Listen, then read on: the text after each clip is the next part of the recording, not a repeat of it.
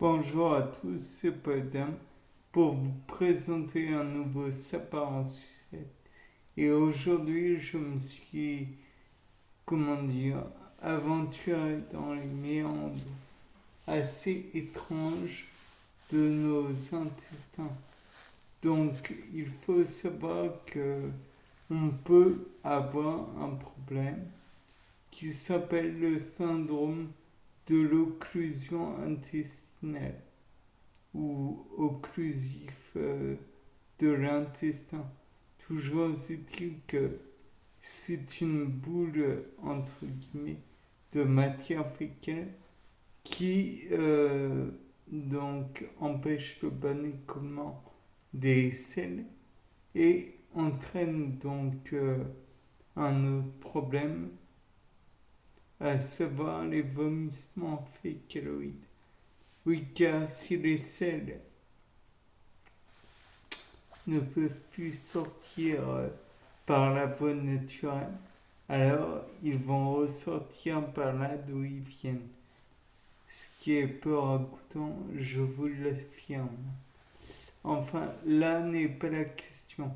Toujours est-il que je me disais que peut-être, sans en venir à la chirurgie, on pouvait éventuellement essayer de dissoudre ou voir éliminer simplement ce problème. Et donc, par voie de conséquence, je me suis dit, on pourrait peut-être essayer divers moyens. Et les moyens en question, donc, il y a le fait d'éventuellement mettre un... Je sais que c'est peu envisageable, mais bon, on ne sait jamais. De mettre un tube dans l'anus et permettre de d'aller jusqu'au fécalo. Ainsi, on pourrait éventuellement faire en sorte que ce tube soit vide ou bouché à une extrémité. Et dès qu'il entre en contact avec le fécalo, alors dans ce cas, il est absorbé. Mais bon, enfin, et par la suite, on créerait un genre de vide dans le tube, ce qui aspirerait un petit peu le féculum. C'est difficile à envisager naturellement, mais on peut aussi envisager une autre possibilité tout aussi peu ragoûtante, à savoir que de l'air pourrait être propulsé, voire de l'eau contenant des enzymes. Les enzymes dissoudraient éventuellement la matière fécale et pourraient donc permettre une libération simplifiée. Peut-être même que voilà. Sinon, on peut aussi envisager le fait que on mette un genre de fluide dans ce tuyau et ce fluide serait naturellement gras. C'est toujours peu ragoûtant et permettrait donc de, comment dire, de d'exploser le féculum en petits morceaux. Certes, on resterait avec le même problème, mais en plus, il serait, comment dire, plus facile peut-être à envoyer vers la sortie, étant donné que recouverts de matière grasse. On pourrait aussi envisager, et ça c'est dans les cas j'imagine, assez graves, où il y aurait une vie en jeu et que les problèmes ne pourraient être réglés aisément, à savoir utiliser toujours ce petit tuyau afin de, de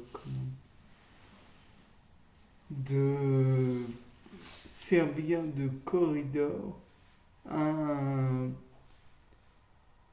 petit, à un ensemble d'électrodes qui permettrait la contraction rythmique de l'intestin. Naturellement, il faut envisager que cette contraction se ferait à bas voltage et donc pour ne pas endommager les tissus. Il est naturellement difficile de croire que c'est possible, mais bon.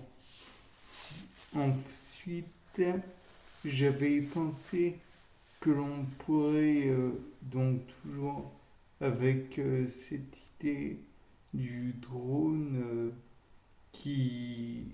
ou drone, oui, drone, qui serait véhiculé jusque dans le FSS. Non, plus, non. Et particulièrement jusqu'à la muqueuse intestinale. Peut-être qu'il pourrait mettre sur les parois de l'intestin des stimulants, disons, pour la contraction de l'intestin et donc engendrer un mouvement péristatique vers la sortie et finalement expulser ce résidu de matière fécale qui serait tout à fait inutile, oui, dommageable s'il restait en place.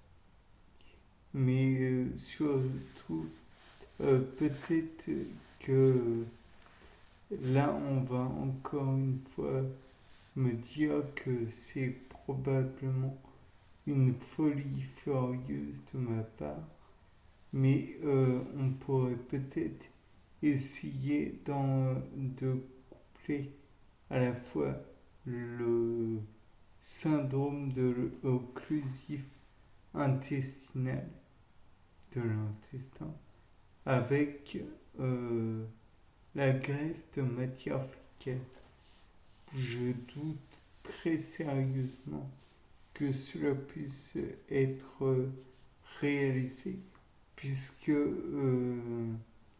pour la greffe de matière fécale, en fait, on l'emploie quand la personne n'a plus aucune défense immunitaire. Mais là, imaginons qu'on ait totalement épuré la matière fécale, qu'il ne reste que les bactéries, on va dire, saines. Ça n'a aucun sens. Mais bon, bref, les bactéries saines et les envoyer dans l'intestin de la personne receveuse.